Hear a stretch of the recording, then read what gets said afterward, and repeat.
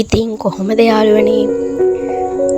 ඔයා වයස අවුරුදු 20ට අඩු ගැහැණු ළමෙක්ද?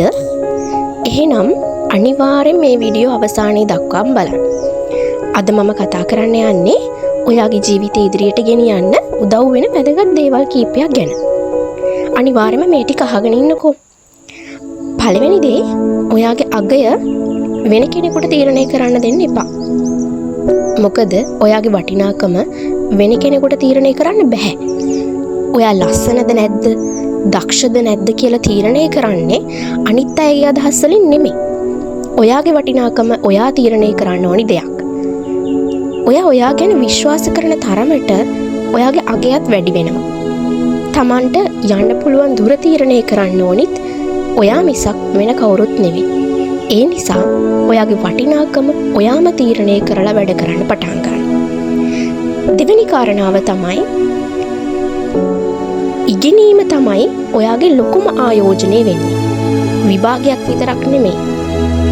භාෂාවක්, පරිගණක දැනුම, සංනිවේදන කුසලතා, නායකත්වයේ වගේ දේවලුත් ඉගෙන ගන්න ඕනේ. ඒවා ඔබේ අනාගතයට විශාල වටිනාකමක් එකතු කරනවා. ඉගෙනීමෙන් පරිපූර්ණ ගැහැණු ළමෙක් කවදාවත් කාටවත්ම වටන්න බෑ. එයා නොබියව තීරණ ගන්න දන්නවා. දැනුම තියෙන කෙනෙක් ජීවිතේන ප්‍රශ්නවලට සංසුන්ව මුහුණ දෙනවා. ඒ නිසා ගැහැණු ළමෙක් විදිහට ඉගෙනීම නවත්තන්න එපා. තුන්වෙනි කාරණාව, ඔයා මුදල් භාවිතා කරන්න, කළමනාකරණය කරන්න ඉගෙන ගන්න ඕනේ. පුංචි මුදලක් වුණත් කමක් නැහැ ඉතිරි කරන්න. ඉතිරි කරන පුරුද්ද ජීවිතේට ගොඩක් වටින දෙයක්. අනවශ්‍ය වියදම් පාලනය කරන්න, කපා හරින්න. මුදල් කළමනාකරණයේ ජීවිතේ ඉතා වැදගත් ස්කිල් එකක් විදිහට ඔයා සලකන්න ඕනේ. මං හිතනවා ඔයාලත් මේ ස්කිල් එක දැනටම පුරුද්දක් විදිහට කරගෙන යනවා ඇති කියලා. ඒ වගේම හොඳට මතක තියාගන්න ඕනි කාරණාවක් තමයි, හැම කෙනෙක්ම ඔයාගේ හොඳම මිතුරන් නෙමෙයි.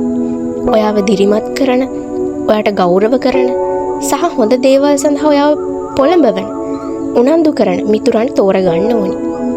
මොකද ඔයාගේ ඉදිරි අනාගතය තීරණය කරන එක වැදගත් බලවේගයක් තමයි මිතුරන් කියන්නේ. ඒ නිසා ඔයාගේ වටේ ඉන්න මිතුරන්ගෙන් සැබෑ මිතුරන් කවුරුන්ද යන්න බොහොම විමසිල්ලෙන් හොයා බලන්න.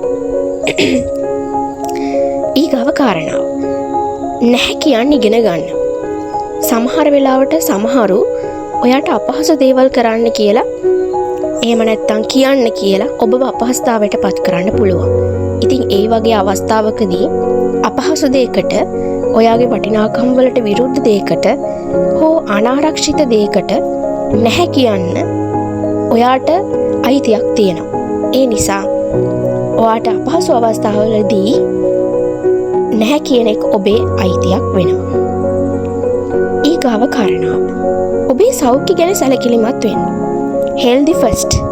හැම වෙලේම හොඳ ආහාර, ඒ වගේම නිදා ගැනීම, ව්‍යායාම සහ මානසික සෞඛ්‍ය ගැන අවධානය යොමු කළොත් ඔයාගේ පාඩම් කරන වැඩ පහසු වෙන්න පුළුවන්. රැකියාවේ වැඩ පහසු වෙන්න පුළුවන්. ඒ දේවල් හොඳ එනර්ජි එකකින් ඔයාට ආරම්භ කරන්න පුළුවන් වෙනවා. ඒ වගේම ඔයාව අනිත් අය එක්ක සංසන්දනය කරන්න එපා. දැන් සෝෂල් මීඩියා වල පේන හැමදේම සැබෑ ජීවිතේම නෙමෙයි. ඔයාගේ ටයිම් ලයින් එක තවත් කෙනෙක්ගේ ටයිම් ලයින් එකට වඩා හාත්පසින්ම වෙනස් වෙන්න පුළුවන්. ඒ නිසා ඔයාගේ ගමන ඔයාගේ වේගෙන් යන්න උත්සාහ කරන්න. ඒක තමයි හොඳම දේ. ඊගාව කාරණාව, වැරදි කිරීම සාමාන්‍ය දෙයක්නේ. හැබැයි වැරදි වලින් ඉගෙන ගන්න ඕනේ. ඒවා ඔයාට වඩාත් පරිණත කෙනෙක් වෙන්න උදව් කරනවා. අවසාන වශයෙන් මට කියන්න තියෙන්නේ, ඔයා වයස අවුරුදු 20ට කලින් ඔයා කරපු හොඳ පුරුදු සහ හොඳ තීරණ ඔයාගේ ඉදිරි මුළු ජීවිතේටම බලපානවා. අදම මේ ඔයා වෙනුවෙන් හොඳ තීරණයක් ගන්න. ඒ වගේම ඔයාගේ අනාගතය වෙනුවෙන් දැන් වෙනස් වෙන්න. ඒක ඔයාට කරන්න පුළුවන් හොඳ ආයෝජනයක් ඔයා වෙනුවෙන්. ඉතින් මේ වීඩියෝව ඔයාට වටිනවා නම් ලයික් එකක් දාන්න, කමෙන්ට් එකකුත් දාන්න. ඉතින් තවත් මේ වගේ වීඩියෝ සඳහා මගේ ලාවාස් ඩයරි පේජ් එක සබ්ස්ක්‍රයිබ් කරන්න අමතක කරන්නත් එපා. ස්තුතියි. මම අහන් හිටියට සතුටින් ඉන්න ඕනේ හැමෝම.